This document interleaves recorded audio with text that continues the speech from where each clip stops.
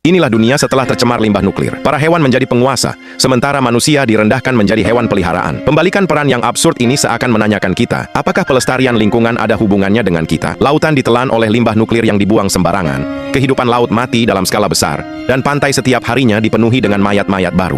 Polusi menyebar seperti wabah penyakit. Di bawah pencemaran air limbah nuklir, hewan-hewan mulai bermutasi dan secara bertahap menguasai dunia. Sementara manusia menjadi spesies yang terancam punah. Di jalan-jalan, hewan-hewan mengemudi dalam antrian. Gorila duduk di kedai minuman menikmati minuman. Berbagai hewan mengantri untuk membeli kentang goreng dan minuman soda. Beruang kutub mendorong kereta belanja untuk memborong barang di mall. Lumba-lumba menenggak minuman soda lalu membuang sampahnya yang hanyut ke hilir. Di sanalah, manusia membungkuk di antara tumpukan sampah, memungut sisa makanan. Dingin dan kelaparan membuat mereka berani memakan apa saja, dan pada akhirnya mereka tumbang, dikelilingi oleh plastik dan racun, menjadi sampah baru.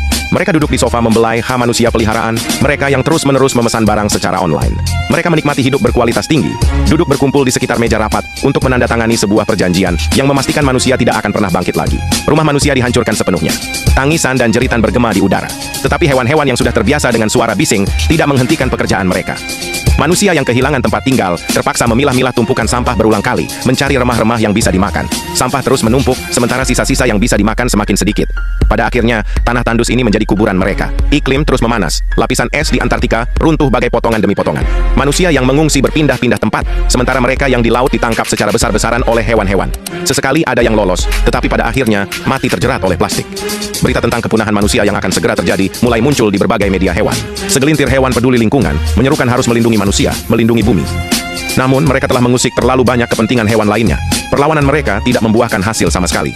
Lini produksi pabrik tetap berjalan setiap hari, sampah plastik terus bertambah, polusi udara juga semakin parah.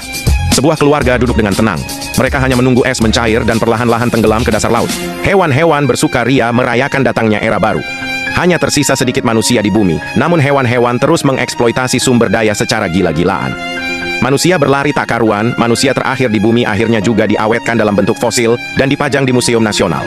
Papan keterangan bertuliskan, ini adalah manusia, spesies yang pernah menguasai bumi. Jadi apa yang kau pelajari tentang film singkat ini? Saya direksi dari Divisi Cabang Uganda, see you di next video.